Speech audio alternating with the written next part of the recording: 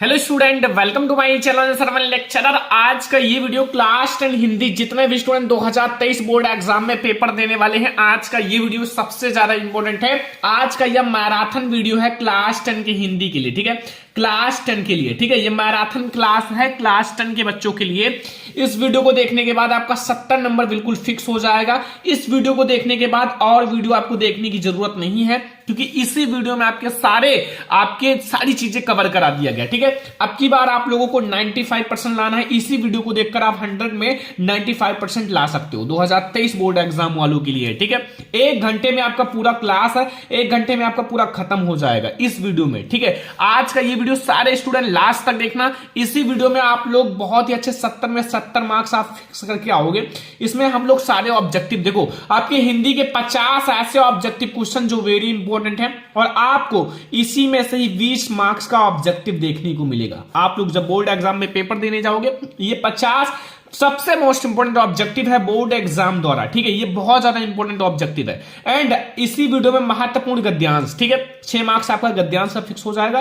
पूरे बुक के जितने भी महत्वपूर्ण गद्यांश है इसी मैराथन वीडियो में आपका सारा कवर हो जाएगा, ठीक है। सारी चीजें, महत्वपूर्ण पद्यांश भी इसी वीडियो में आपके 6 मार्क्स पद्यांश के भी फिक्स हो जाएंगे। इसी वीडियो में आपका सब कुछ है, श्लोक है, ठीक है, श्लोक भी आपका इसी वीडियो में है। और लेखक तथा कवि का जीवन परिचय इसी वीडियो में है। जितने भी इंपॉर्टेंट लेखक तथा कवि का जीवन परिचय, आपका 5 मार्क्स ये भी फिक्स हो जाएगा लेखक का, और 5 ही मार्क्स कवि का, ठीक है। 10 मार्क्स आपका लेखक और कवि का जीवन परिचय इसी वीडियो में आपका कवर हो जाएगा। संस्कृत के महत्वपूर्ण गद्यांश 5 मार्क्स आपका इसी वीडियो में फिक्स हो जाएगा। मैराथन वीडियो है हिंदी का, इसी वीडियो में पूरा हिंदी जो है वो खत्म हो जाएगा, ठीक है। इससे बाहर कुछ नहीं आएगा जो आज की इस वीडियो में आप लोगों को पढ़ाने वाला हूं, ठीक है।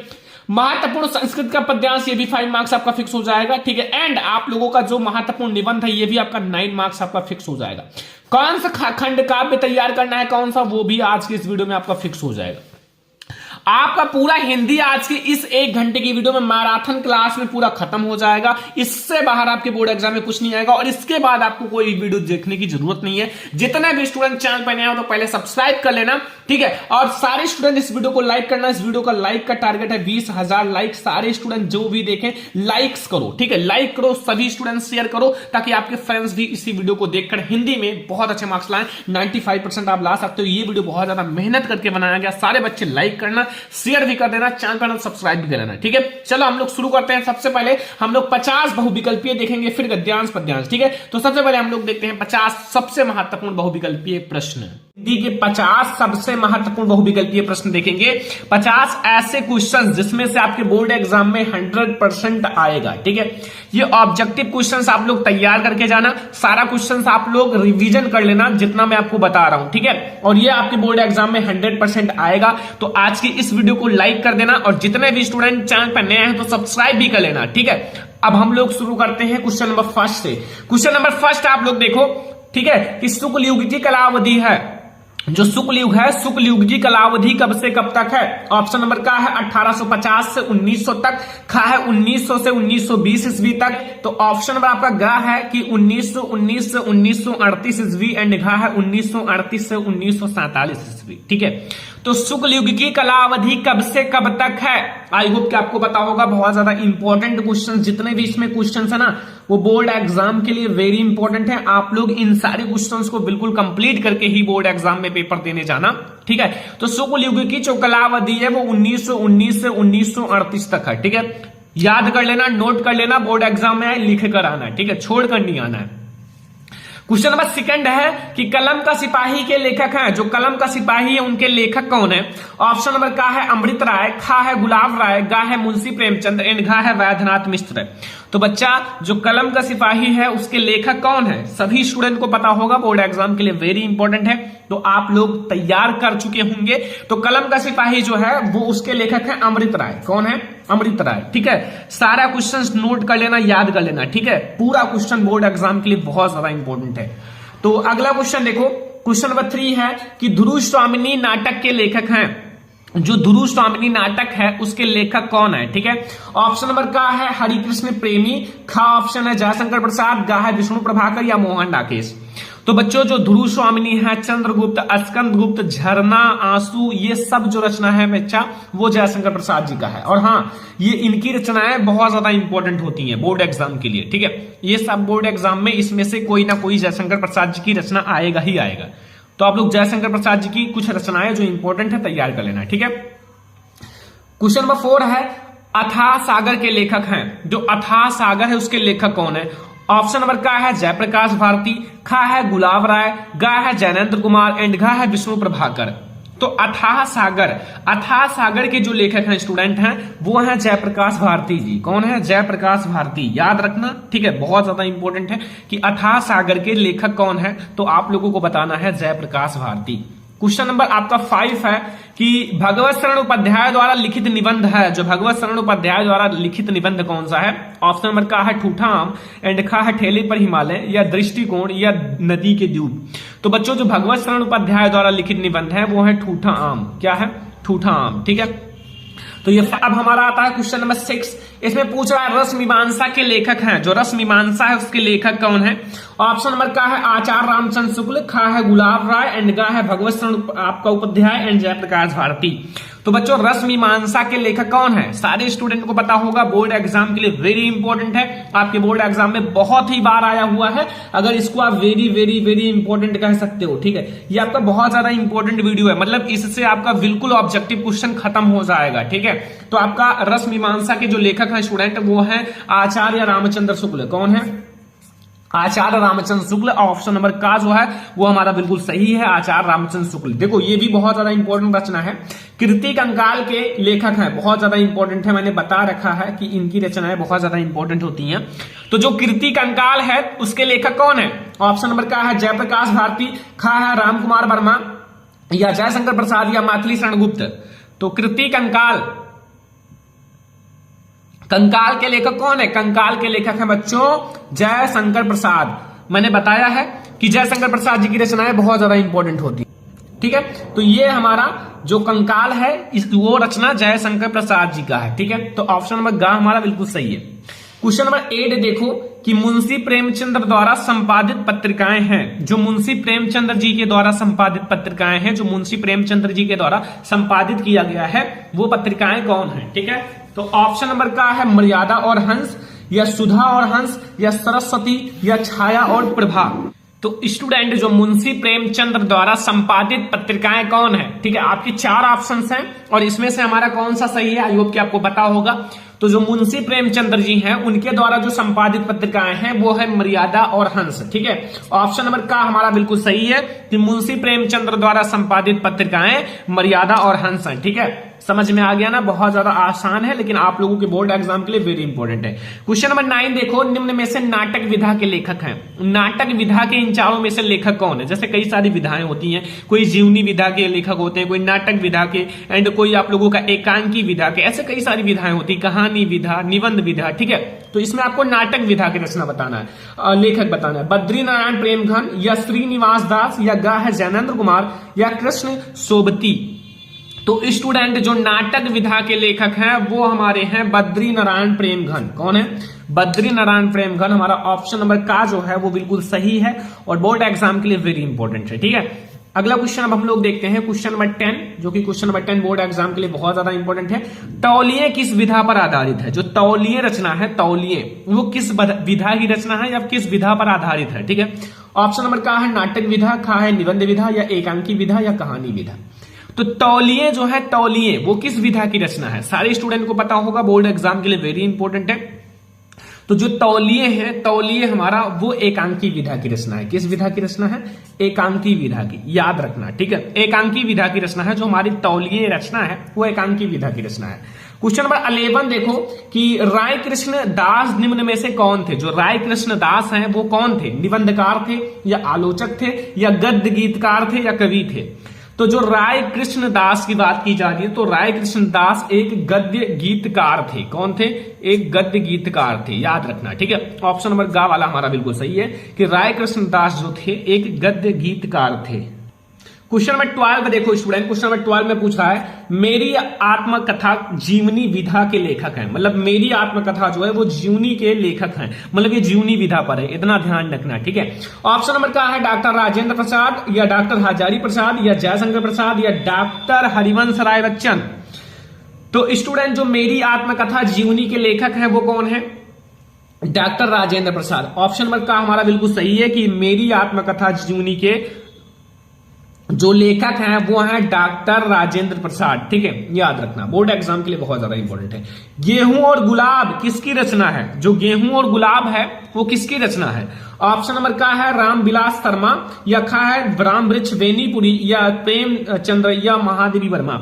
तो गेहूं और गुलाब स्टूडेंट जो रचना है वो इन चारों में से किसकी रचना है, इसके लेखक कौन है, तो वो हमारे हैं रामवृक्ष बेनीपुरी जी। कौन है, रामवृक्ष बेनीपुरी। ऑप्शन नंबर खा जो है वो हमारा बिल्कुल सही है क्वेश्चन नंबर 13 का। और ये सारे क्वेश्चंस आप बोर्ड एग्जाम में बिल्कुल याद करके जाना। अगर बोर्ड एग्जाम में 90% हिंदी में लाना है, 95% अगर लाना है तो आप लोगों को याद करना पड़ेगा, क्योंकि ये बहुत ज्यादा इंपॉर्टेंट है। क्वेश्चन नंबर 14 है गोदान किस विधा या किस युग का उपन्यास है। जो गोदान है वो किस युग का उपन्यास है। विधा तो आपका उपन्यास विधा है, लेकिन किस युग का आपका उपन्यास है, शुक्ल युग का या शुक्लोत्तर युग का या द्विवेदी युग का या आधुनिक युग का। तो स्टूडेंट जो गोदान है, गोदान वो हमारा किस युग का उपन्यास है, तो सारे बच्चों को पता होगा ये हमारा शुक्ल युग का उपन्यास है। किस युग का, शुक्ल युग का उपन्यास है। ऑप्शन नंबर का हमारा बिल्कुल सही है, जो गोदान है वो शुक्ल युग का उपन्यास है। क्वेश्चन नंबर 14 का ऑप्शन नंबर का बिल्कुल सही है। क्वेश्चन नंबर 16 पर ध्यान देना स्टूडेंट, बहुत ज्यादा इंपॉर्टेंट क्वेश्चन है बोर्ड एग्जाम के लिए, हर साल बोर्ड एग्जाम में आता है, ठीक है। इसमें पूछ रहा है कि निम्न में से रीति काल की कलावधि है, कलावधि का मतलब समय सीमा, रीति काल की समय सीमा क्या है। ऑप्शन नंबर क्या है 1643 ईस्वी से 1843 ईस्वी तक, था है 1343 ईस्वी से 1643, एंड है 743 से 1343 या 1843 से अब तक। तो बता दो आप लोग कि रीति काल की कलावधि बताना है, रीति काल की। तो 1643 से 1843 तक है, याद रखना, ठीक है। 1643 से 1843 तक यह है रीति काल का समय सीमा, ठीक है। ये हमारा क्वेश्चन नंबर 15 का वाला ऑप्शन सही है। क्वेश्चन नंबर 16 पर अब ध्यान देना कि निम्न में से रीति काल की प्रमुख विशेषताएं हैं, जो रीति काल की प्रमुख या मुख्य विशेषताएं कौन सी हैं। ऑप्शन नंबर का है श्रृंगार रस की प्रधानता, जो श्रृंगार रस होता है उसकी प्रधानता। खा है काव्य में कला पक्ष की प्रधानता, जो काव्य होता है काव्य में कला पक्ष की प्रधानता। या गा वाला ऑप्शन है विकल्प का और खा दोनों, या घा वाला ऑप्शन है देश प्रेम की भावना, देश प्रेम की भावना। तो बच्चों जो हमारा रीति काल की मुख्य विशेषताएं हैं वो है, पहला तो श्रृंगार रस की प्रधानता है, ठीक है, 2 विशेषताएं, और एक हमारा काव्य में कला पक्ष की प्रधानता, ये दोनों सही है। तो इसलिए हमारा ऑप्शन नंबर का और खा दोनों सही होगा, याद रखना, ठीक है। ऑप्शन नंबर का और खा हमारा दोनों सही है। क्वेश्चन नंबर 17 देखो यहां कि छत्रसाल दशक के रचनाकार हैं, जो छत्रसाल दशक है इसके रचनाकार कौन है। ऑप्शन नंबर का है विहारी, खा है जगनिक या भूषण या नरोत्तम दास। तो बच्चों जो छत्रसाल दशक के रचनाकार कौन है, सारे बच्चों को पता होगा कि छत्रसाल दशक के जो रचनाकार हैं वो हमारे भूषण जी हैं। कौन है, भूषण। तो हमारे छत्रसाल दशक के रचनाकार भूषण है। ऑप्शन नंबर गा हमारा बिल्कुल सही है। और ये सारे क्वेश्चंस बहुत ज्यादा इंपॉर्टेंट है और पूरा आप लोग पूरे बुक का या आप लोगों का ऑब्जेक्टिव क्वेश्चन है। क्वेश्चन नंबर 18 देखो, रसिक प्रिया के रचनाकार हैं, जो रसिक प्रिया है उसके रचनाकार कौन है। ऑप्शन नंबर का है आचार्य केशवदास, या खा है आचार्य हजारी प्रसाद द्विवेदी, या गा है आचार्य देव या भिखारी दास। तो बच्चों जो रसिक प्रिया है, रसिक प्रिया के रचनाकार कौन है, रसिक प्रिया के रचनाकार है आचार्य केशवदास। कौन है, आचार्य केशवदास। ऑप्शन नंबर का जो है वो बिल्कुल सही है, आचार्य केशवदास है रसिक प्रिया के रचनाकार, ठीक है। तो ये आपको समझ में आ गया। क्वेश्चन नंबर 18 तक। क्वेश्चन नंबर 19 पर फोकस करो। साकेत महाकाव्य की रचना किसने की। जो साकेत महाकाव्य है, साकेत देखो, साकेत आप लोग पढ़े होंगे, ये बहुत ज्यादा इंपॉर्टेंट एक रचना है। और किसकी रचना है वो तो अभी आप लोगों को बताऊंगा। मैथिली शरण गुप्त जी की, या जयशंकर प्रसाद जी की, या हरिओध की, या नागार्जुन की। तो बच्चों जो साकेत महाकाव्य है सारे बच्चों को पता होगा, अगर नहीं पता हो तो फिर मैं आपको बता देता हूं। मैथिली शरण गुप्त जी की एक प्रसिद्ध रचना है, एक प्रसिद्ध महाकाव्य है जो बहुत ज्यादा इंपॉर्टेंट है, ठीक है। क्वेश्चन नंबर 19 तक आप लोगों को समझ में आ गया, कोई भी दिक्कत कोई भी कंफ्यूजन नहीं होगा। बोर्ड एग्जाम के लिए वेरी इंपॉर्टेंट है, आप लोग बिल्कुल याद करके जाना, ठीक है। ये हमारा क्वेश्चन नंबर 19 है। अब हम लोग देखेंगे क्वेश्चन नंबर 20। क्वेश्चन नंबर 20 अब आप लोग फोकस करो। निम्न में से मुक्तक काव्य के कवि हैं, मुक्तक काव्य के कवि बताना है, ठीक है। क्वेश्चन नंबर 20 में आपको बताना है निम्न में से मुक्तक काव्य के कवि हैं, विहारी हैं या कबीरदास या भारतेंद्र हरिश्चंद्र या जगनिक। मुक्तक काव्य की कवि बताना है बच्चों, मुक्तक काव्य। तो मुक्तक काव्य के जो कवि हैं वो कौन है इन चारों में से, तो वो है बिहारी लाल। कौन है? बिहारी लाल।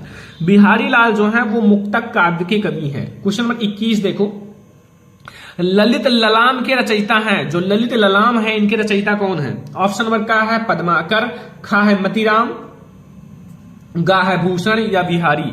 तो ललित ललाम के रचयिता कौन है स्टूडेंट? आई होप कि आपको पता होगा, नहीं पता हो तो अभी आपको पता चल जाएगा कि ललित ललाम की जो रचयिता है वो है मतीराम जी। कौन है? मतीराम। ललित ललाम के रचयिता मतीराम है, याद रखना। ये हमारा क्वेश्चन नंबर 21 है। अब हम लोग देखेंगे अगला क्वेश्चन, क्वेश्चन नंबर 22 पर अब आ जाओ। क्वेश्चन नंबर 22 लिखा हुआ निम्न में से कौन सी रचना पद्माकर द्वारा लिखी है? मतलब जो पद्माकर हैं, पद्माकर के द्वारा इन चारों में से कौन सी रचना लिखी गई है? रसराज या कवि प्रिया या गंगा लहरी या फिर शिवा बावनी। तो बच्चों पद्माकर के द्वारा लिखित रचना, अगर आप इनकी रचनाओं को देखोगे तो बहुत सारी रचना लिखी है, लेकिन इन चारों में से आप लोगों को पता होगा कि कौन सी रचना लिखी है पद्माकर ने, तो वो है गंगा लहरी। कौन है? गंगा लहरी जो है वो पद्माकर के द्वारा लिखी गई रचना है। ये हमारा क्वेश्चन नंबर 22 है। बोर्ड एग्जाम के लिए वेरी इंपॉर्टेंट है, आप लोग तैयार करके ही बोर्ड एग्जाम में पेपर देने जाना अगर बोर्ड एग्जाम में अच्छे मार्क्स लाना है। ये सारा आप लोगों के बहुत सारे model paper, previous paper, guest paper and आप लोगों का जो गाइड होता है हर जगह से वेरी इंपॉर्टेंट जो है वो निकाला गया है पूरे बुक में से। और इसके बाद अब आप लोगों को ऑब्जेक्टिव क्वेश्चन का वीडियो नहीं मिलेगा, ठीक है। यही आप लोगों को पूरा तैयार कर लेना है।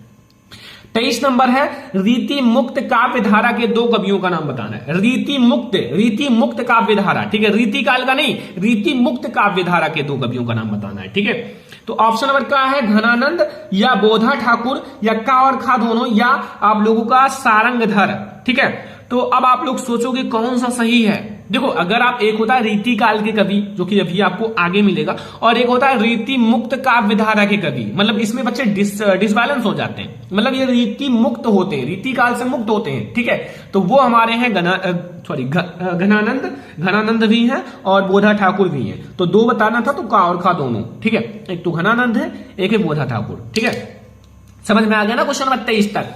क्वेश्चन नंबर 24 देखो, निम्न में से छायावाद युग के कवि हैं, छायावाद युग के कवि बताना है। ऑप्शन नंबर का है कि सुमित्रानंदन पंत या दादू दयाल या नरेंद्र शर्मा या कुतुबन, ठीक है।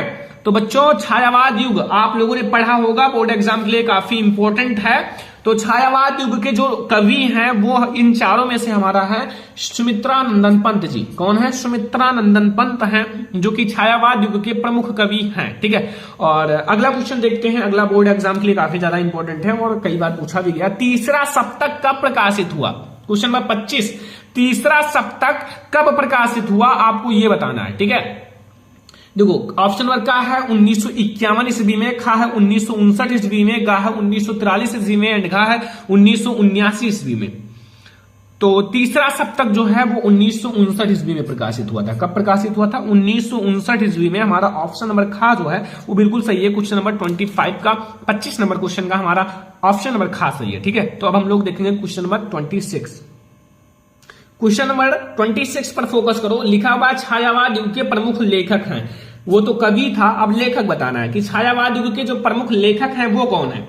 ऑप्शन नंबर का है यशपाल या वृंदावन लाल वर्मा या फिर राम कुमार वर्मा या भारतेंद्र हरिश्चंद्र। तो छायावाद युग के प्रमुख लेखक कौन है स्टूडेंट? लेखक बताना है, कवि नहीं बताना है, लेखक, ठीक है। तो छायावाद युग के जो प्रमुख लेखक हैं वो हमारा राम कुमार वर्मा जी हैं। ऑप्शन नंबर गा बिल्कुल सही है, राम कुमार वर्मा सही है, ठीक है। अगला देखो 27 नंबर क्वेश्चन, प्रगतवादी युग की दो विशेषताएं कौन सी हैं? प्रगतवादी युग की दो विशेषताओं को बताना है। ऑप्शन नंबर का है सौंदर्य भावना या करुणा तथा नैस्य की भावना या मानवतावादी दृष्टिकोण या विद्रोह एवं क्रांति की भावना।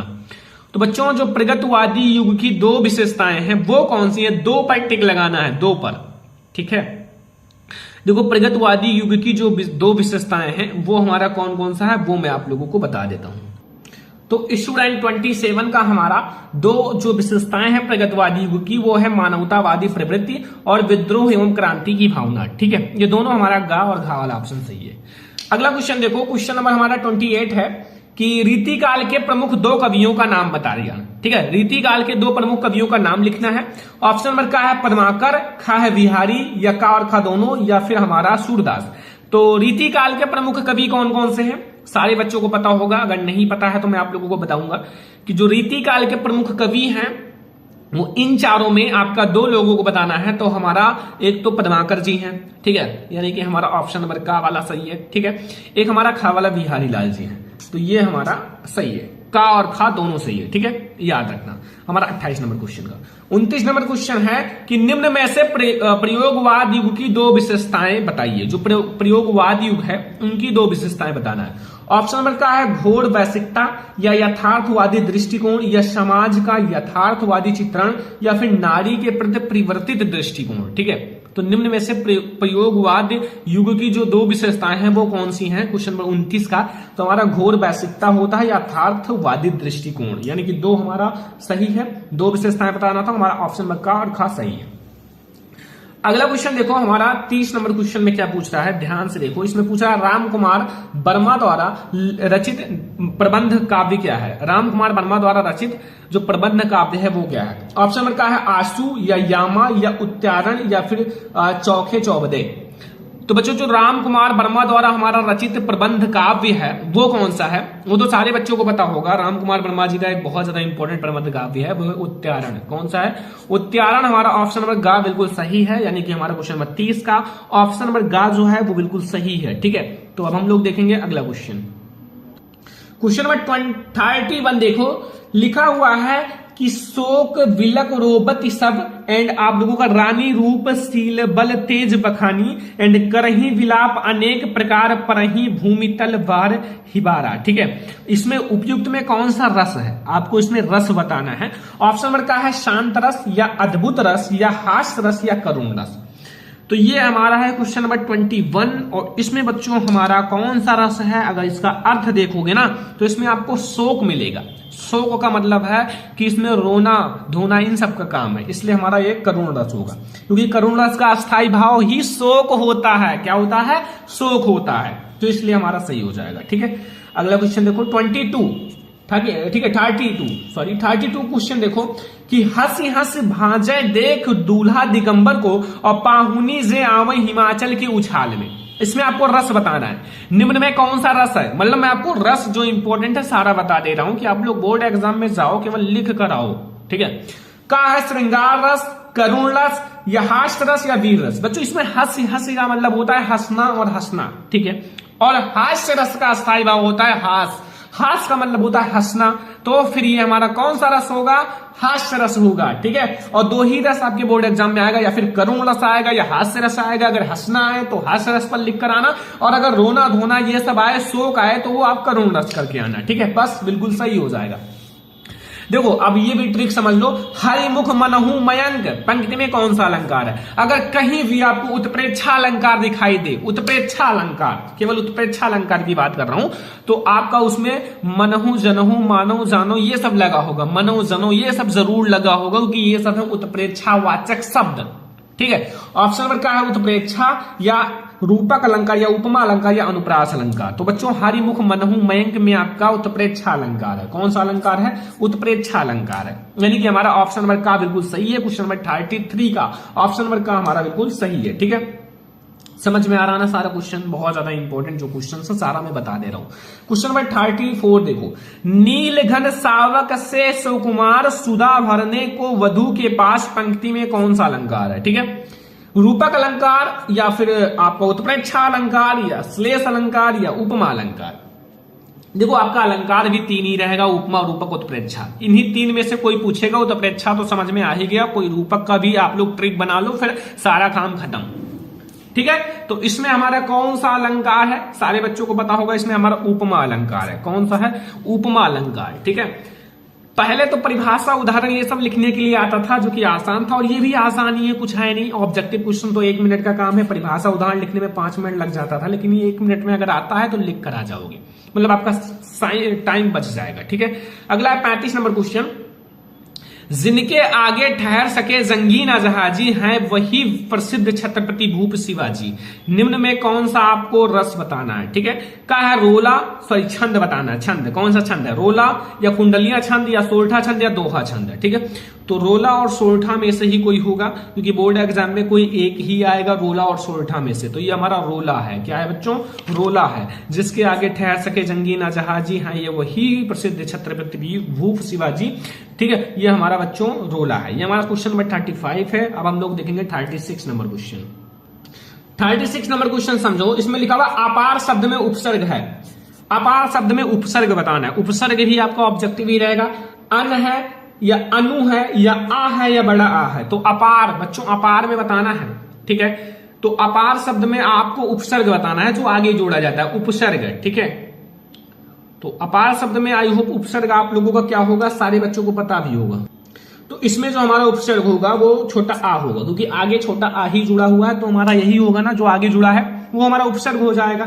अगला देखो 37 नंबर क्वेश्चन कि सुदर्शन शब्द में उपसर्ग है। जो सुदर्शन शब्द है उसमें उपसर्ग क्या है? निर है या सहृदय है या शु है या आप लोगों का बड़ा आ है। उपसर्ग बताना है सुदर्शन शब्द का उपसर्ग। तो बच्चों सुदर्शन में आगे क्या जुड़ा हुआ है? सु जुड़ा हुआ है। तो सु जुड़ा हुआ है, इसलिए सु हमारा उपसर्ग हो जाएगा। सुदर्शन का सु हमारा उपसर्ग हो जाएगा। ठीक है, आपका क्वेश्चन नंबर 37 बिल्कुल कंप्लीट हो गया, मतलब कोई भी कंफ्यूजन नहीं है ना। बोर्ड एग्जाम में लिख कर आओगे अगर आए तो यही सब आएंगे भी, मैं आपको गारंटी देता हूं 100% का कि यही सब आएंगे। अब आप लोगों की मर्जी, अगर आप लोग इसको नोट करके हमेशा के लिए याद कर लेते हो, क्योंकि हिंदी का पेपर तो बहुत जल्दी है। अगर हिंदी के पेपर में अच्छे मार्क्स लाना है तो इन सबको कम समय में याद करना पड़ेगा। ज्यादा से ज्यादा 1 घंटे में, 2 घंटे में, 3 घंटे में आप याद कर लो, बिल्कुल रिविजन कर लो, याद कर लो, बोर्ड एग्जाम में लिख कर आओ, क्या दिक्कत है। 38 नंबर क्वेश्चन देखो, आहट प्रत्यय लगाकर शब्द बनेगा। आहट आपको लगाना है और प्रत्यय और शब्द बनाना है। सजावट रहेगा या थकावट रहेगा या जगमगाहट रहेगा या लिखावट रहेगा। बच्चों दिमाग लगाओ और बताओ हमारा कौन सा सही होगा। इसमें आवट हो जाएगा, बड़ा आवट आवट। वैसे तो लग रहा है चारों सही है, इसमें भी आवट ही होगा, इसमें भी आवट ही होगा, लेकिन इसमें आपका लिखावट होगा, मतलब लिखावट में बड़ा आवट होगा, लेकिन ये आहट होगा और हमें आहट ही बताना है लास्ट में। तो बड़ा आहट आहट, तो हमारा जगमगाहट करेक्ट हो जाएगा। जगमगाहट हमारा ऑप्शन नंबर खा जो है वो बिल्कुल सही हो जाएगा। ठीक है, 39 पे आ जाओ। ता प्रत्यय युक्त शब्द है। ता प्रत्यय युक्त शब्द बताना है। ऑप्शन नंबर का है कवित्व या लघुत्तता या फिर आपका उचित या दिखावा। ता शब्द लगाना है, ता, और आपको प्रत्यय मतलब ता आपको पीछे जोड़ना, तब तो प्रत्यय बनेगा। ता आपको पीछे जोड़ना है। अब ता इसमें कौन सा पीछे? इसमें तो आधता हुआ, त्वा जुड़ा हुआ है, इसमें ता जुड़ा हुआ है, लेकिन बड़ा ता नहीं, मतलब बड़ा का मात्रा नहीं, इसमें बड़ा मतलब वा जुड़ा हुआ है, लेकिन इसमें हमारा लघुत्तता में ता जुड़ा हुआ है, ता पे आ का मात्रा, तो इसलिए हमारा ये वाला ऑप्शन सही होगा। ऑप्शन नंबर खा जो है वो हमारा बिल्कुल सही है। ठीक है, समझ में आ गया।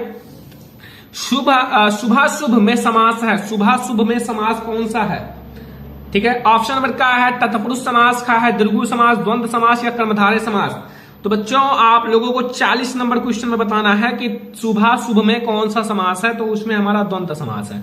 कौन सा है? ऑप्शन नंबर गा सही है, द्वंद्व समास है। जो शुभाशुभ में आपका समास है वो द्वंद्व समास है। ठीक है, याद हो गया ना, कोई दिक्कत कोई कंफ्यूजन नहीं है। हमारा गा वाला ऑप्शन सही है क्वेश्चन नंबर 40 का। अब हम लोग देखेंगे क्वेश्चन नंबर 41। क्वेश्चन नंबर 41 समझो कि गंगा यमुना का समास विग्रह है। जो गंगा यमुना है उसका समास विग्रह क्या होगा? ऑप्शन नंबर का है गंगा और यमुना, गंगा यमुना या गंगा यमुना या गंगा प्लस यमुना।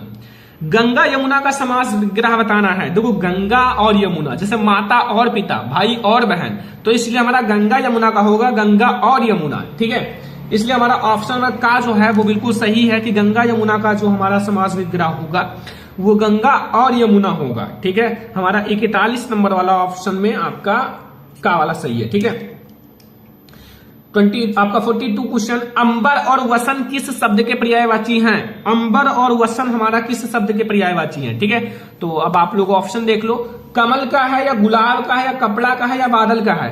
अंबर और वसन बताना है, बताओ जल्दी से फटाक से कौन सा ऑप्शन हमारा सही है। सारे बच्चों को बताओ। वसन का मतलब होता है कपड़ा। ठीक है, और आगे तो आप लोग जानते ही हो। तो अंबर का मतलब भी वही होगा, तो कपड़ा का पर्यायवाची शब्द है। किसका? कपड़ा का। ठीक है, कपड़ा का हमारा पर्यायवाची शब्द है। तो अब हम लोग देखेंगे अगला क्वेश्चन जो हमारा यहां 43 है। अश्व शब्द के पर्यायवाची हैं। अश्व शब्द का पर्यायवाची शब्द बताना है। तुरंग है और है या पिक और प्रभूत या विहंग और द्विज या फिर हमारा मरकट और कपि। अश्व शब्द का पर्यायवाची शब्द क्या होगा? अश्व शब्द का पर्यायवाची शब्द, तो हमारा अश्व शब्द का जो बच्चों पर्यायवाची शब्द होगा वो तुरंग और है होगा। क्या होगा? तुरंग और है। ठीक है, हमारा ऑप्शन नंबर का बिल्कुल सही है, तुरंग और है होगा हमारा अश्व शब्द का पर्यायवाची। क्वेश्चन हमारा 44 है। राघी। राघी शब्द का तद्भव होगा। राघी शब्द का तद्भव रानी या वाधी या दासी या रागनी। तो बच्चों इसका हमारा राइट आंसर होगा रानी। क्या होगा? रानी हमारा सही हो जाएगा इसका हमारा क्वेश्चन नंबर 44 का। ठीक है, अगला देखो 45 नंबर क्वेश्चन, ध्यान से समझो। लिखा हुआ है नेह तद्भव शब्द का तत्सम रूप है। नेह, नेह का मतलब क्या होता है? नवीन या स्नेह या फिर हमारा नक्षत्र या निष्ठुर। तो बच्चों हमारा जो नेह का मतलब होता है, नेह का मतलब होता है स्नेह। क्या होता है? स्नेह। ठीक है, नेह का मतलब होता है स्नेह। तो हमारा यह है 45 नंबर क्वेश्चन। अब हम लोग देखेंगे अगला क्वेश्चन 46 नंबर क्वेश्चन। देखो लिखा हुआ इत्यादि शब्द का संधि विच्छेद है। इत्यादि शब्द का संधि विच्छेद ऑप्शन नंबर का है इतधन आदि या इतधन आदि या इतधन यादि या फिर इतधन यदि। ठीक है, तो इत्यादि शब्द का संधि विच्छेद क्या होगा? सारे बच्चों को इस क्वेश्चन का आंसर पता होगा कि ये बहुत ज्यादा आसान है। तो इत्यादि शब्द का संधि विच्छेद होगा इतधन आदि। इतधन आदि। ठीक है, समझ में आ गया ना? अगला क्वेश्चन देखो हमारा क्वेश्चन नंबर 37 है यहां कि यदि धन अपि, यदि धन अपि में संधि है। यदि धन अपि में संधि क्या है? यद्यपि या यद्यपि या यदि धन अपि या फिर यद्यपि। ठीक है, तो यदि धन अपि का संधि विच्छेद क्या होगा? मतलब जोड़ने पर आपका यदि धन अपि जोड़ने पर क्या मिलेगा? यद्यपि। क्या मिलेगा? यद्यपि। ठीक है, अगला देखो 48 नंबर। फलेभ्य रूप है फल शब्द का। फलेभ्य रूप है फल शब्द का। ये चतुर्थी विभक्ति बहुवचन है या पंचमी विभक्ति बहुवचन या हमारा विकल्प का और खा दोनों या उपयुक्त में से कोई नहीं। तो हमारा ये बताना है कि फलेभ्य शब्द है फल शब्द का, ये हमारा चतुर्थी विभक्ति बहुवचन होगा या पंचमी विभक्ति बहुवचन होगा या हमारा विकल्प का और खा दोनों या उपयुक्त में से कोई नहीं। फलेभ्य जो होता है बच्चों वो चतुर्थी विभक्ति बहुवचन में भी वही आता है और हाँ पंचमी विभक्ति बहुवचन में भी वही आता है, दोनों में सेम होता है, इसलिए हमारा का और खा दोनों हो जाएगा। ये हमारा ऑप्शन नंबर गा वाला सही है। ठीक है, का और खा दोनों। क्वेश्चन नंबर 49 देखो, मधु शब्द का तृतीय विभक्ति एक वचन है। जो मधु शब्द है उसका तृतीय विभक्ति एक वचन बताना है। मधुना या मधुने या मधुना या मधुनी। तो मधु शब्द का तृतीय विभक्ति एक वचन क्या होगा? मधुना। क्या होगा? मधुना। अब बच्चों हमारा लास्ट नंबर क्वेश्चन है कि पठ धातु, ठीक है, लट लकार मध्यम पुरुष एक वचन का रूप है, ये आप लोगों को बताना है। ठीक है, काफी ज्यादा इंपॉर्टेंट है बोर्ड एग्जाम के लिए और आई होप कि आप लोगों को पता भी होगा। अगर मैं आप लोगों से कहूं कि इसका आंसर आप लोग कमेंट बॉक्स में बताना तो बता सकते हो, आई होप कि आप लोग बता सकते हो। तो इस क्वेश्चन का आंसर कमेंट बॉक्स में कर देना। ये आपका HW है, ओनली 1 क्वेश्चन। अगर आप लोग और कहोगे तो HW आपको 10 क्वेश्चन और दे दिया जाएगा बाद में। ठीक है, तो ये आपको 50 नंबर क्वेश्चन कमेंट बॉक्स, बहुत ज्यादा आसान है। अगर आपने पठिका याद कर लिया तो फिर आपको ये कोई दिक्कत नहीं। तो ये आज हमारा हिंदी के पूरे बुक के ऑब्जेक्टिव क्वेश्चन है। बहुत गद्यांश और पद्यांश बताऊंगा, अगर इसे कंप्लीट कर लोगे तो आपका 6 और +6 12 नंबर बिल्कुल फिक्स हो जाएगा। ठीक है, आपका 6 नंबर का गद्यांश और 6 ही नंबर का पद्यांश आता है। ठीक है, तो आज की इस वीडियो को लाइक कर देना, शेयर कर देना, अगर चैनल पे ना तो सब्सक्राइब भी कर लेना। ठीक है, देखो यहां सबसे पहले मैं आपको सबसे मोस्ट इंपोर्टेंट ये हमारा गद्यांश है, देख सकते हो बोर्ड एग्जाम में आया हुआ है, मॉडल पेपर में भी आया हुआ है और हर साल आता भी है। ठीक है, तो इसको सबसे पहले आपको ध्यान से पढ़ना है। लिखा हुआ है, हे भगवान तब के लिए विपद के लिए इतना आयोजन, परम पिता क्या इच्छा के विरुद्ध इतना साहस, पिताजी क्या भीख नहीं मिलेगी, क्या कोई हिंदू भूपृष्ठ पर ना बचा रह जाएगा जो ब्राह्मण को 2 मुट्ठी अन्न दे सके, या असंभव है, फेर दीजिए पिताजी मैं कांप रही हूं और इसकी चमक जो है आंखों को अंधा बना रही है। ठीक है, तो सबसे पहले आप लोगों को ध्यान देना है कि ये हमारा किस चैप्टर से लिया गया, इसके लेखक कौन है। अगर आपको ये पहला पॉइंट समझ में आ गया ना, अगर आपको ये समझ में आ गया कि हमारा किस चैप्टर से लिया गया, इसके लेखक कौन है, तो 2 नंबर फिक्स हो जाएगा। ठीक है, रेखांकित अंश की व्याख्या का 2 नंबर। देखो यहां, हे भगवान तब के लिए विपद के लिए इतना आयोजन, परम पिता की इच्छा के विरुद्ध इतना साहस, पिताजी की अब भीख नहीं मिलेगी। बस इतना अगर आप रेखांकित अंश की व्याख्या कर दोगे, बस 2 नंबर। ठीक है, मतलब आपका 6 नंबर का रहेगा। तो सबसे पहले आपसे 3 क्वेश्चन पूछेगा। पहला, गद्यांश का आपको संदर्भ लिखना है, जो हमारा प्रस्तुत गद्यांश इसका संदर्भ लिखना है, रेखांकित अंश की व्याख्या करना है, और हाँ, अपने पिता का कौन सा कार्य ममता को परम पिता की इच्छा के विरुद्ध लगा। बस इन तीनों का आपको आंसर दे देना है, आपका 6 नंबर फिक्स हो जाएगा। ठीक है, तो ये किस चैप्टर से लिया गया, इसके लेखक कौन है आप लोगों को पता है? अगर नहीं पता है तो मैं आप लोगों को बता देता हूं। ये हमारा जो है, देखो ब्राह्मण आ गया ना, ब्राह्मण, तो ये हमारा ममता चैप्टर से लिया गया है। ठीक है, और इसके लेखक कौन है? जयशंकर प्रसाद जी हैं। कौन है? जयशंकर प्रसाद। तो सबसे पहले हम लोग क्या लिखेंगे? संदर्भ लिखेंगे। क्या लिखेंगे? संदर्भ लिखेंगे। तो सबसे पहले आप लोग यहां हेडिंग डाल देना, बोर्ड एग्जाम में सबसे पहले आपको संदर्भ ही लिखना है। तो आ वाला हमारा है बच्चों संदर्भ। तो संदर्भ में आपको लिखना बता देता हूं एक बार, फिर इसके बाद मैं आप लोगों को नहीं बताऊंगा। ठीक है, इसके बाद आप लोग लिख लेना। अब इस चैप्टर से कोई भी आए तो आप लोगों को ऐसा ही संदर्भ लिखना है। कोई भी आपका गद्यांश है, जैसा मैं आपको बता रहा हूं ऐसे ही संदर्भ लिखना है। देखो, आप लोगों को अच्छे से ब्लैक ब्लू पेन दोनों का यूज करना है, ये ध्यान रखना। तो हमारा ये लिखना है, प्रस्तुत जो गद्यावतरण है,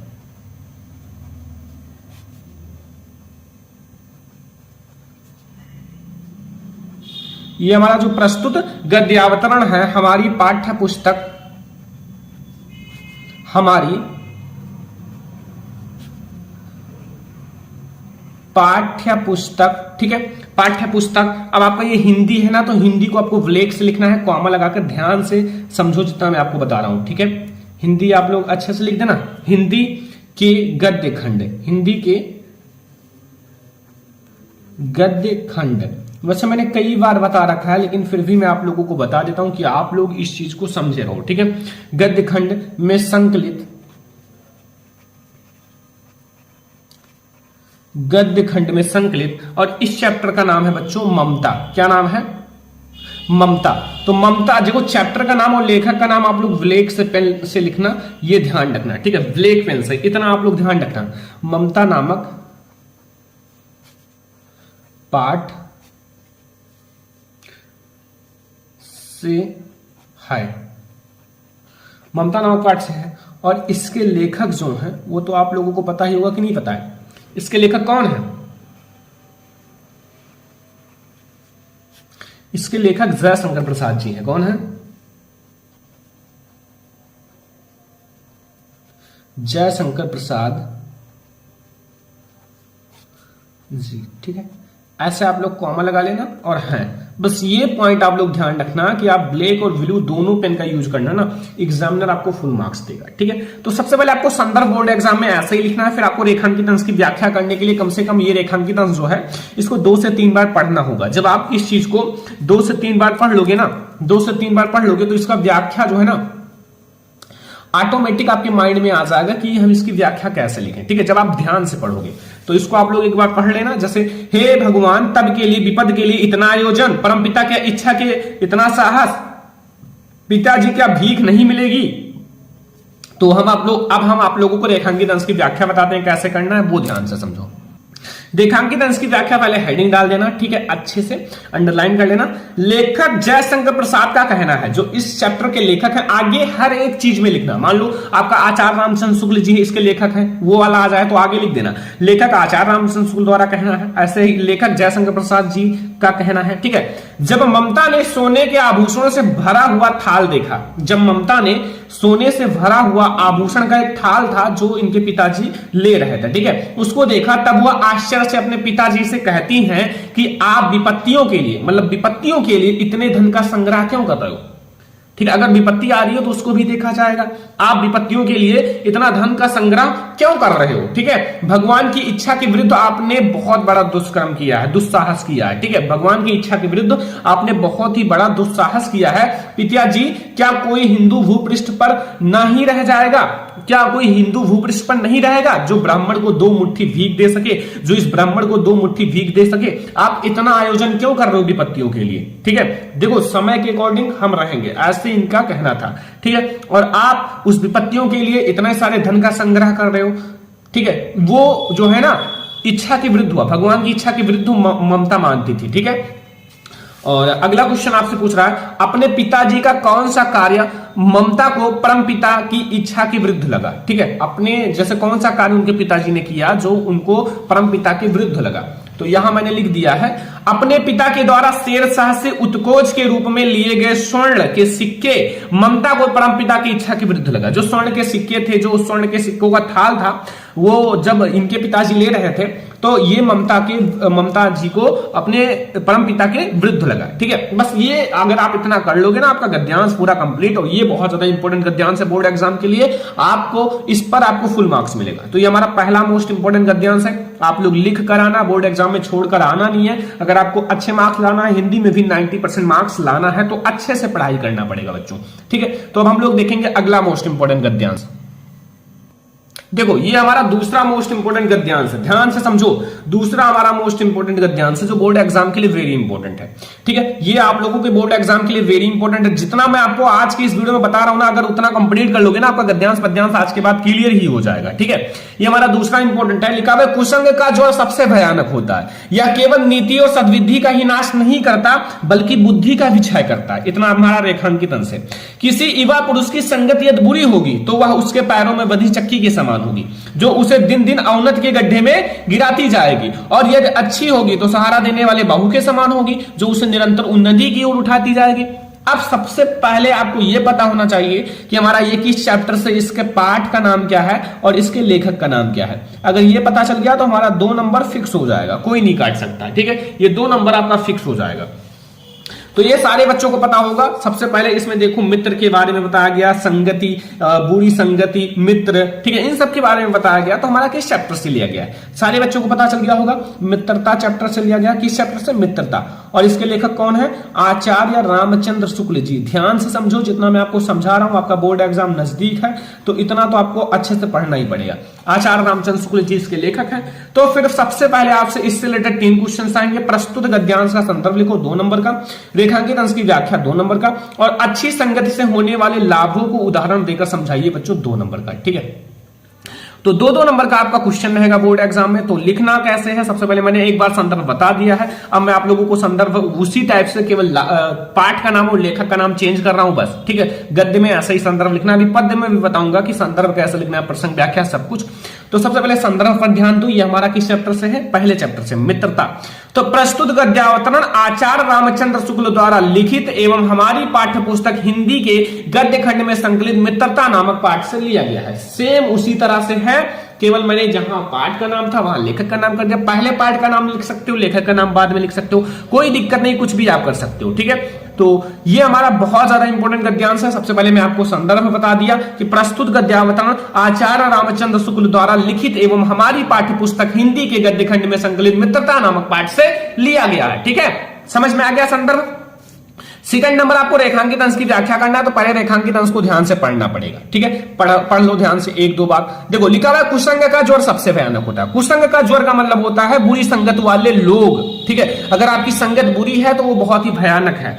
एंड यह केवल नीति और सद्विधि का ही नाश नहीं करता, यह आपकी नीति, जो आपकी नीति है, अच्छाइयां हैं, उन्हीं का ही नाश नहीं करता, बल्कि आपका बुद्धि का भी क्षय करता है, बुद्धि भी भ्रष्ट कर देता है। ठीक है, बस इतना सा आपको रेखांकित अंश की व्याख्या करना है। तो इसको आप लोगों को अपनी भाषा में जो भी आए लिख दो भाई। मित्रता के बारे में, अच्छी मित्रता, बुरी मित्रता के बारे में जो भी आए लिख दो, आपको नंबर एग्जामिनर दे देगा। ठीक है, अब मैं आपको बताता हूं कैसे लिखना है।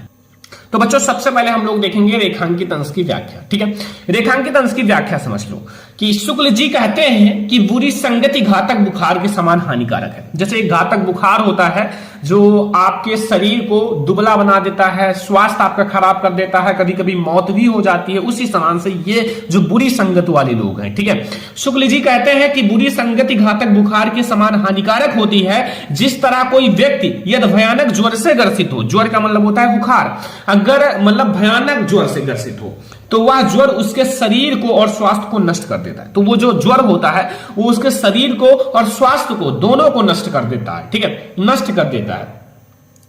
एंड तथा कभी कभी प्राण भी ले लेता है। कभी कभी ऐसा ज्वर होता है ना जो उसके प्राण भी ले लेता है। उसी प्रकार बुरी संगत हमारी नैतिकता, सदाचार, मन तथा बुद्धि को नष्ट कर देता है। उसी प्रकार से अगर संगति आपकी बुरी है, ठीक है, आप बुरी संगति में जी रहे हो, तो फिर वो क्या होगा, आपकी बच्चा नैतिकता, सदाचार, बुद्धि सबको बेकार कर देगा। ठीक है, आपके जो सब चीज को आपका नष्ट कर देगा।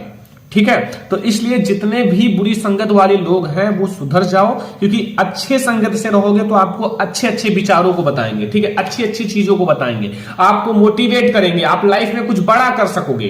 ठीक है, और बुरी संगत वाले आपको बुराइयां जो है आपके अंदर भर देंगे और आप कुछ नहीं कर पाओगे, आपका बुद्धि भी भ्रष्ट हो जाएगा, नैतिकता, सदाचार, नीति सब खराब हो जाएगा। ठीक है, तो ये बच्चा हमारा है दूसरा क्वेश्चन।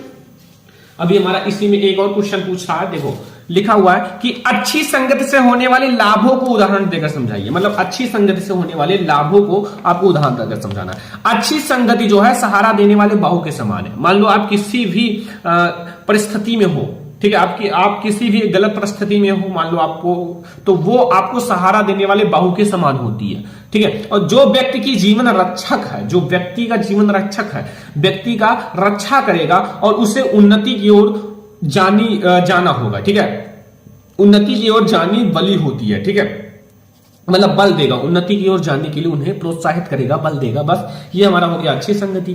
तो ये हमारा हो गया बच्चों, मैंने आपको दो ऐसे इंपॉर्टेंट गद्यांश बताए जो बोर्ड एग्जाम के लिए वेरी इंपॉर्टेंट है। आपको तैयार करके ही बोर्ड एग्जाम में जाना है। अगर अच्छे मार्क्स लाना है, बोर्ड एग्जाम में टॉपर बनना है, 90% हिंदी में भी लाना है, तो आज ही आप ये सारा तैयार कर लो। ठीक है, तो अब हम लोग देखेंगे जो आपके बोर्ड एग्जाम के लिए मोस्ट इंपोर्टेंट पद्यांश है, जो आपके बोर्ड एग्जाम में आएंगे ही आएंगे, वो पद्यांश देखेंगे। ये दो गद्यांश तैयार कर लेना, और भी मैं आपको बताऊंगा आगे चलकर, लेकिन अभी आपके बोर्ड एग्जाम के लिए ये दोनों बहुत ज्यादा इंपॉर्टेंट है। मतलब आपके बोर्ड एग्जाम में आ ही सकते हैं। ठीक है, ये ध्यान रखना।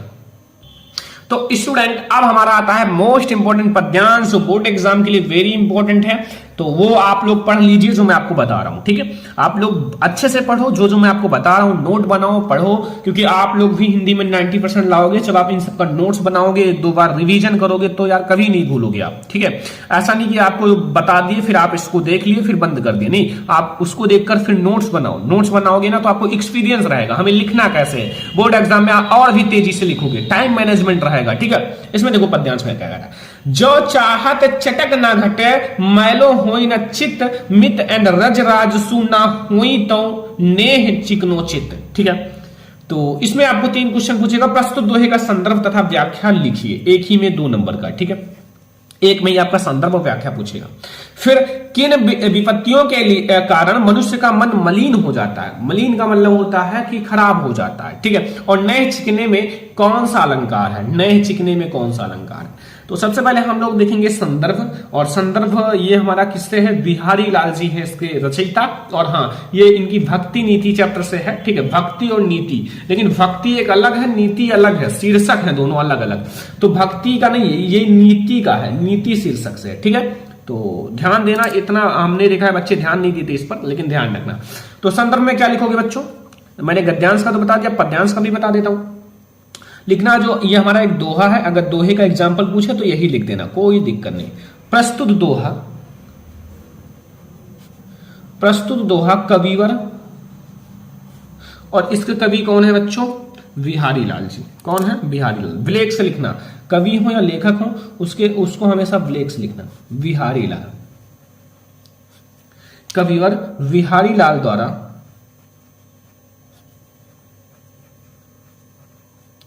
रचित। अब ये इनकी एक बहुत ही प्रसिद्ध एक रचना है या काव्य है जिसे कह सकते हो। ठीक है, वो क्या है, बिहारी सतसई। ये इनकी एक बहुत ही प्रसिद्ध रचना है। ठीक है, बिहारी सतसई से हमारी पाठ्य पुस्तक,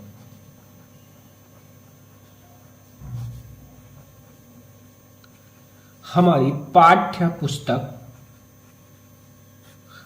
पाठ्य पुस्तक, और ये हिंदी है ना, मतलब हिंदी आप लिख देना बच्चों, क्योंकि हिंदी इसकी एक बड़ी शाखा है, तो ऐसे हिंदी लिख देना। ठीक है, कि काव्य खंड,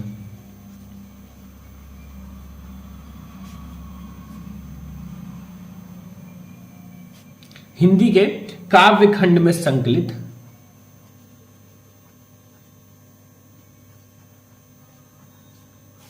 और ये जो हमारा है नीति शीर्षक है, कौन सा है मैंने बताया, भक्ति अलग है नीति अलग है, तो नीति शीर्षक लिखना है। ठीक है, नीति शीर्षक से लिया गया है,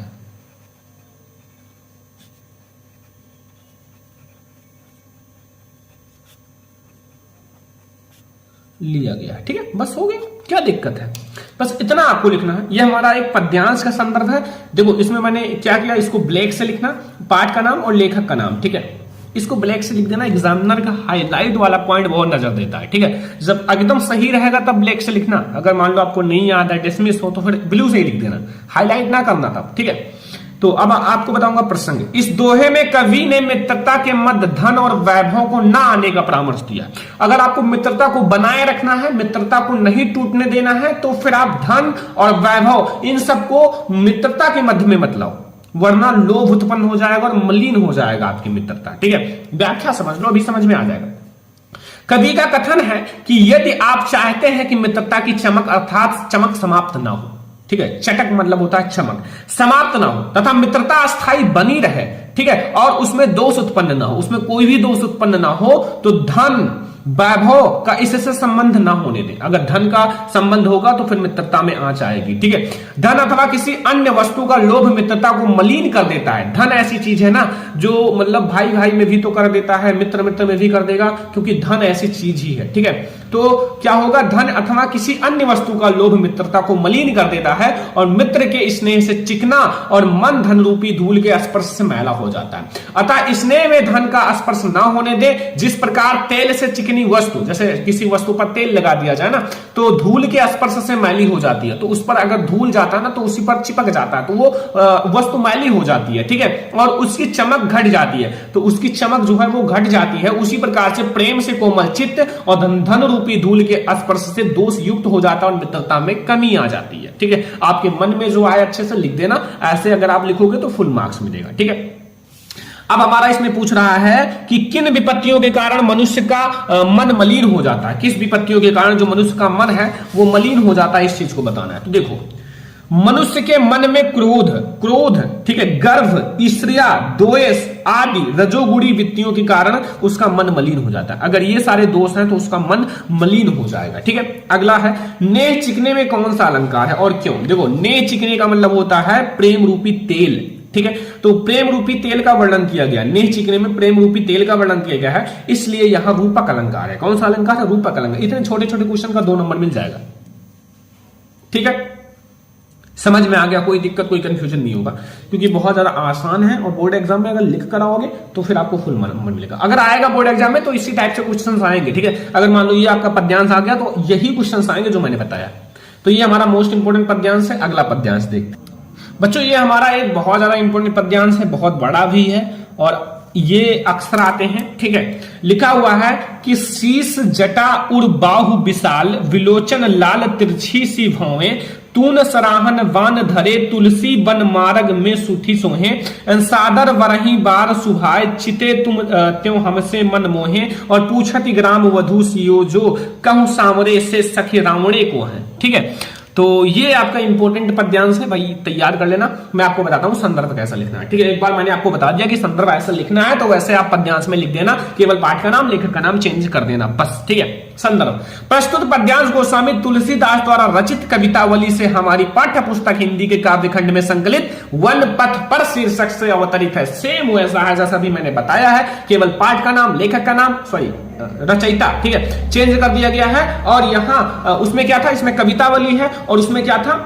वो किसका था, बिहारी लाल जी का था ना, तो बिहारी सबसे ही था। ठीक है, बस तो वन पथ पर शीर्षक से है। व्याख्या देखो, ग्राम वधुएं सीता से पूछ रही हैं, जब सीता जी, राम जी, लक्ष्मण जी वनवास जा रहे थे ना, तो फिर जो ऐसे रास्ते से जा रहे थे तो ग्राम की वधुएं जो है, महिलाएं जो हैं, वो क्या पूछ रही हैं, ध्यान से समझो। ग्राम की वधुएं सीता से पूछ रही, सीता जी से पूछ रही हैं कि जो सिर पर जटा धारण किए हुए हैं, ठीक है, जो सिर पर क्या जटा धारण किए, राम जी जो थे वो सिर पर जटा धारण किए हुए थे। ठीक है, तो जो जटा धारण हुए हैं, जिनके वक्ष स्थल और भुजाएं विशाल हैं, विशाल का मतलब उनका जो मतलब वक्ष स्थल और भुजाएं थे वो विशाल थे, हाथ जो था वो लंबे लंबे थे। ठीक है, और नेत्र लाल है, और नेत्र जो है उनका लाल है, तथा भौवें जो है तिरछी सी हैं, और उनके जो भौएं हैं वो तिरछी सी हैं, ठीक है। और जो तरकस धनुष और बाण धारण किए हुए, जो मतलब एक तरकस जो जिसमें बाण रखा जाता है ना और धनुष, उसको धारण किए हुए थे।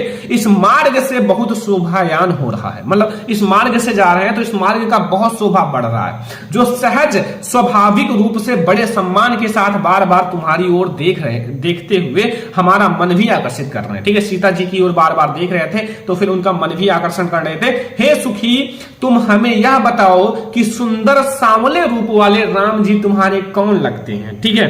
तो बस ये क्वेश्चन पूछा था, इसमें केवल क्वेश्चन ही पूछा था, ठीक है। अगर अगला पद्यांश देखोगे, इसका अगला वाला जैसे बुक में पढ़ोगे ना तो बहुत मजा भी आएगा, मैं भी पढ़ा था, काफी अच्छा लगता है और ठीक है। और अगर आप इसका आगे देखोगे तो फिर आपको मिल जाएगा, ठीक है। इसमें तब यहां देखो, यहां आपसे कहती ना, मैंने पढ़ा भी रखा है। सुनी सुनी सुंदर वैन सुधारक स्थानी है, जानकी जानी भली तिरछी कर नैन सैन दी और समुझाए कछु मुस्कान चली, ठीक है। सीता जी कुछ बोलती नहीं है, ठीक है, कुछ भी नहीं बोलती हैं, अपने इशारों से समझा देती हैं कि ये सांवले और सुंदर रूप वाले हमारे कौन लगते हैं, पति हैं, ठीक है, पति।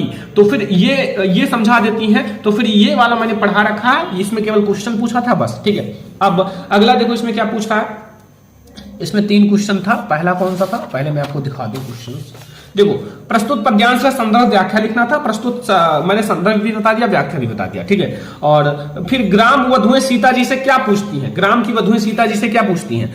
तो ग्राम वधुएं सीता जी से यह प्रश्न पूछती हैं कि हे सुखी, हे सांवले श्री राम से मनमोहक तुम्हारे कौन लगते हैं या तुम्हारा क्या लगते हैं, बस इतना क्वेश्चन पूछा था। एंड अगला है कि सांवरे में सखी में प्रयुक्त कौन सा अलंकार है। 2 बार साथ आ गया, मतलब एक ही वर्ण की आवृत्ति 2 बार, तो बच्चा अनुप्रास अलंकार हो जाएगा, इसमें कौन सी बड़ी बात है। तो ये हमारा 2 इंपॉर्टेंट पद्यांश है, 2 ही इंपॉर्टेंट गद्यांश है जो बोर्ड एग्जाम के लिए वेरी इंपॉर्टेंट है। अगर आप इसको कंप्लीट कर लोगे बोर्ड एग्जाम में, यार इससे बाहर नहीं आएगा। स्टूडेंट, अब हम लोग संस्कृत के जितने भी इंपॉर्टेंट गद्यांश पद्यांश है वो देखने वाले हैं, जो बोर्ड एग्जाम के लिए वेरी इंपॉर्टेंट है, ठीक है। संस्कृत का ये गद्यांश पद्यांश तैयार कर लेना जो मैं आपको बताऊंगा, ठीक है। सारा जितने भी मोस्ट इंपॉर्टेंट है वो मैं आप लोगों को बताऊंगा, ठीक है। 5 मार्क्स का आपका गद्यांश आएगा, 5 ही मार्क्स का पद्यांश आएगा, तो अभी आप लोगों का ये क्लियर हो जाएगा, ठीक है। सबसे पहला हमारा मोस्ट इंपॉर्टेंट, वेरी इंपॉर्टेंट, सबसे पहले हम लोग गद्यांश देखेंगे संस्कृत का, जो वेरी इंपॉर्टेंट है, मतलब बोर्ड एग्जाम में आएगा ही आएगा ये गद्यांश, ठीक है।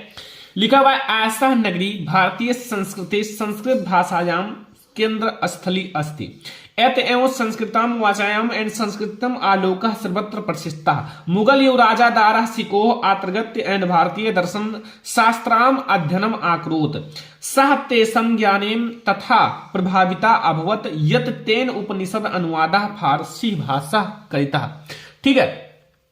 ऐसे ही आपके बोर्ड एग्जाम में रहेगा, आपके बोर्ड एग्जाम में ऐसे ही आप लोगों का संस्कृत का जो रहेगा ना, संस्कृत का आप लोगों का गद्यांश ऐसे ही बोर्ड एग्जाम में आएगा। अब आपको इसका संदर्भ, प्रसंग, व्याख्या सब कुछ लिखना होगा, तभी आपको ये 5 मार्क्स मिलेगा, ठीक है। तो सबसे पहले हम लोग देखेंगे संदर्भ। संदर्भ में इसमें कोई लेखक कवि नहीं होते हैं, बस आपको देखो मैं आपको अच्छे से बता दे रहा हूं। प्रस्तुत गद्यांश हमारी पाठ्य पुस्तक हिंदी के संस्कृत खंड के वाराणसी पाठ से लिया गया है, बस इतना सा लिखना है, पाठ का नाम याद हो बस। तो जो प्रस्तुत हमारा ये जो गद्यांश है ये हमारी पाठ्य पुस्तक हिंदी के संस्कृत खंड वाराणसी पाठ से लिया गया है। किस चैप्टर से? वाराणसी पाठ से लिया गया है, ठीक है। बस हो गया आपका संदर्भ, ठीक है। प्रसंग देख लो, प्रसंग में क्या, इस गद्यांश में वाराणसी की ऐतिहासिकता तथा अवस्थिति के विषय में बताया गया है।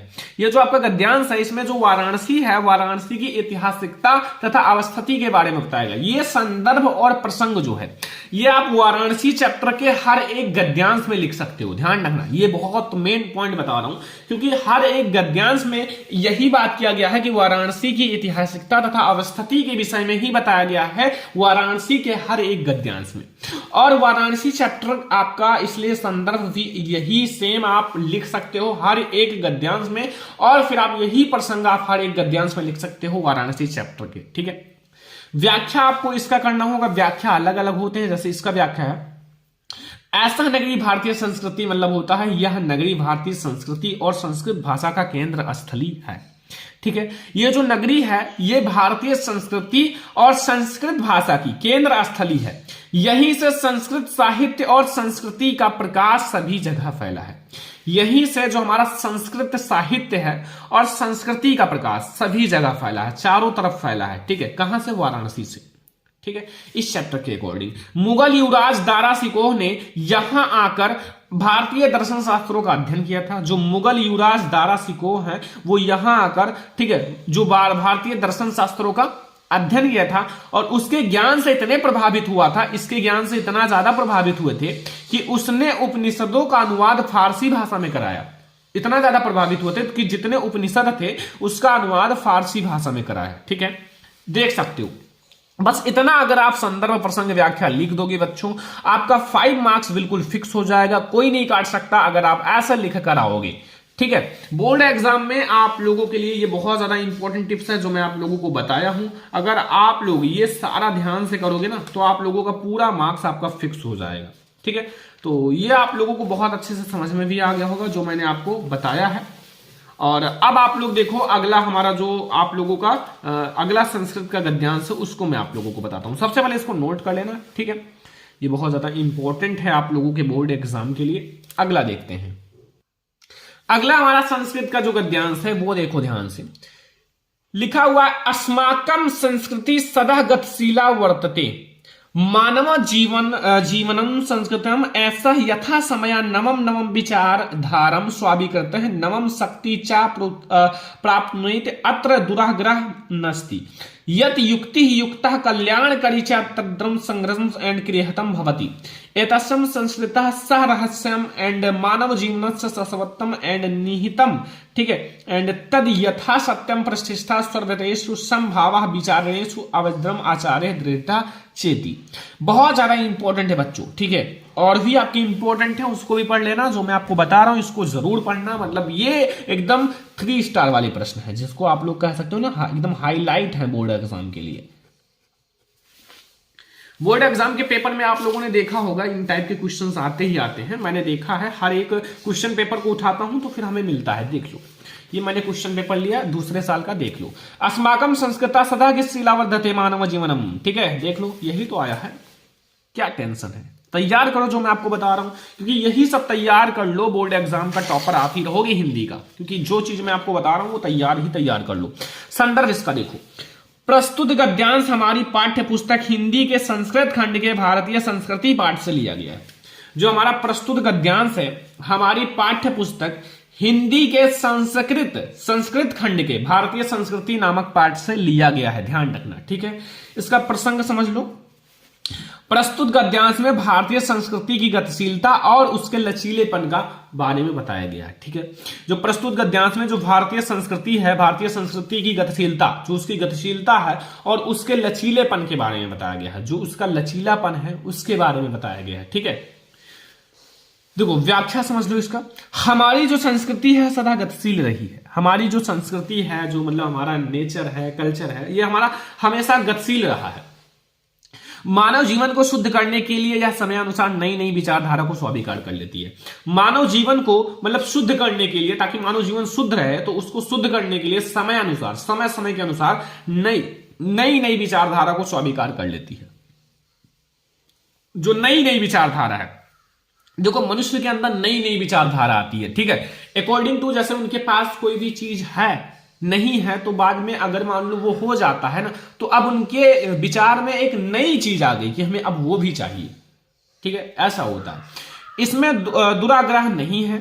जो युक्ति संगत और कल्याण करने वाला है वह इसमें हर्ष सहित ग्रहण किया जाता है। इसकी गतिशीलता का रहस्य मानव जीवन में सदा रहने वाले मूल्यों में स्थित है, जैसे कि सत्य का सम्मान, सभी प्राणियों के प्रति समान भाव, विचारों में उदारता और आचरण में दृढ़ता। ठीक है, बस इतना सा व्याख्या करना है। तो ये हमारे 2 संस्कृत के इंपॉर्टेंट गद्यांश है। मैंने 2 ही गद्यांश बताए हैं, और भी आप लोग तैयार कर लेना, और भी मैं आप लोगों को बताऊंगा। अब मैं आप लोगों को वो पद्यांश बता देता हूं जो बोर्ड एग्जाम के लिए वेरी इंपॉर्टेंट है। आपको तैयार कर लेना संस्कृत का पद्यांश। पहला संस्कृत का पद्यांश देखो, वेरी इंपॉर्टेंट है, ध्यान से समझना। लिखा हुआ है, ये तो मैंने कई बार पढ़ा दिया है लेकिन इंपॉर्टेंट ही है, तो क्या किया जाए। सर्वे भवन्तु सुखिनः सर्वे सन्तु निरामयाः सर्वे भद्राणि पश्यन्तु मा कश्चित् दुर्भागा भवेत्। सबसे पहले हम लोग देखेंगे संदर्भ। इसका संदर्भ कैसे लिखोगे। ठीक है, तो प्रस्तुत श्लोक हमारी पाठ्य पुस्तक हिंदी के संस्कृत खंड के भारतीय संस्कृति पाठ से लिया गया। सेम ही है जैसा आपने गद्यांश में लिखा था वैसे पद्यांश में भी लिखना है। पाठ का नाम बदल देना है, बस केवल पाठ का नाम ही बदलना है। इसमें रचयिता और लेखक नहीं होते। ठीक है, प्रसंग देख लो। प्रस्तुत श्लोक में भारतीयों की मूल भावना पर प्रकाश डाला गया है। जो भारतीय लोग हैं उनकी मूल भावना पर प्रकाश डाला गया है। ठीक है, अनुवाद देखो, सब सुखी हो, सब रोग रहित हो, सब कल्याण को देखें, अर्थात सभी का कल्याण को देखें, अर्थात सभी का कल्याण हो। ठीक है, एंड कोई भी दुखी का भागी ना हो, अर्थात कोई भी दुख का भागी ना बने। बस हो गया, 2-2 लाइन का है और ये सब आपको 5-5 नंबर देकर जाएंगे, मतलब 5 मार्क्स। सोच सकते हो कितना ज्यादा आपको ये दो ज्यादा एक पेज में आ जाएगा, और भी कम लगेगा, बोर्ड एग्जाम का पेज बड़े होते हैं। ठीक है, तो हो गया ये हमारा पहला मोस्ट इंपोर्टेंट। अब हम लोग देखते हैं अगला देखो, लिखा हुआ है किस्वत गुरुत्रम भूमे किस्वत्रम दुरुत्रम चाखात किस्वत शीघ्राम वतात किस्वत बहुत्रम तृणात माता गुरुत्रा भूमे खात पितोत्रम एंसरतम मह शीघ्रम एंड मनः शीघ्रम वतरम चिंत्रा बहुत्रम तृणात। ठीक है, ये 5 मार्क्स का वेरी इंपॉर्टेंट है। देखो संदर्भ में क्या लिखना है, प्रस्तुत श्लोक हमारी पाठ्य पुस्तक हिंदी के संस्कृत खंड के जीवन सूत्राणी पाठ से लिया गया है। एक जीवन सूत्राणी पाठ है, उस चैप्टर से ये लिया गया है, ध्यान रखना। ठीक है, प्रसंग में क्या लिखना है, इन श्लोक में यक्ष के प्रश्नों और युधिष्ठिर के उत्तरों के माध्यम में माता पिता इत्यादि के महत्व को दर्शाया गया है। जो माता पिता है उनके महत्व को दर्शाया गया। अनुवाद समझो, यक्ष युधिष्ठिर से पूछता है, यक्ष जो है वो युधिष्ठिर से क्या पूछता है, भूमि से महान क्या है। जो भूमि है, भूमि से महान क्या है, आकाश से ऊंचा कौन है, जो आकाश है आकाश से ऊंचा कौन है, वायु से अधिक शीघ्रगामी क्या है, जो वायु होता है ना, वायु से अधिक शीघ्रगामी क्या है, तिनके से अधिक दुर्बल यानी कि क्षीण क्या है, जो तिनका होता है तिनके से भी अधिक दुर्बल क्या होता है। ये युधिष्ठिर से पूछा गया था प्रश्न। फिर युधिष्ठिर ने उत्तर क्या दिया वो भी देख लो। युधिष्ठिर उत्तर देते हैं कि पृथ्वी से अधिक भारी माता है और आकाश से अधिक ऊंचा पिता है। ठीक है, पृथ्वी जो है, पृथ्वी से अधिक भारी माता है और आकाश से अधिक ऊंचा पिता है और वायु से अधिक शीघ्रगामी मन है और तृण से अधिक दुर्बल बनाने वाली चिंता है। तो ये हमारे मोस्ट इंपोर्टेंट गद्यांश पद्यांश संस्कृत के, जो आप लोगों को तैयार कर लेना है बोर्ड एग्जाम में। अगर अच्छे मार्क्स लाना है तो तैयार कर लो। ठीक है, अगला चीज अब हम लोग देखते हैं बोर्ड एग्जाम के लिए। देखो लास्ट में मैं आप लोगों को बताता हूं ये 10 नंबर का। ठीक है, देखो मैंने आपको जीवन परिचय लिखने का ट्रिक बोर्ड एग्जाम में बता ही दिया और निबंध भी लिखने का ट्रिक बोर्ड एग्जाम में बता दिया है। ठीक है, ये हमारा कितने नंबर का, 9 नंबर का।